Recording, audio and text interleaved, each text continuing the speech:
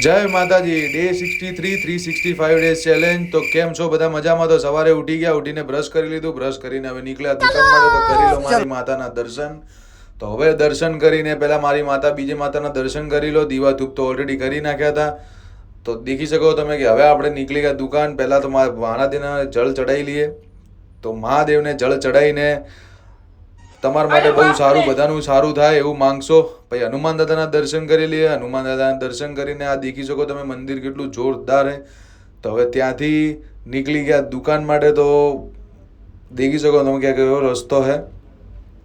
અને થોડું યાર મારી આઈડીને ફોલો કરો તો મને બી મજા આવે આ વ્લોગ બનાવવાની. આ બાબાભાઈ કેવા બેઠા એમની દુકાને થોડી ઘણા બેવા ગયા હતા. બેહીને હવે દુકાને પહોંચી ગયા. રાજભાઈ હતા લેટ, તો આજે દુકાન ખુલવાની હતી મારે. તો દુકાન ખુલી, કચરા પૂતા કરીને રાજભાઈ દેખો થોડો ટાઈમપાસ કરે. ટાઈમપાસ કરીને આજ તો બધાનું જમવાનું હતું આપણા દુકાને, મોમાને બધાને જમી લીધું. જમીને આ દેખો ભાઈઓ બે બહાર ઊભા છે, કારણ કે ગરમી એટલી ખતરનાક પડેલી છે.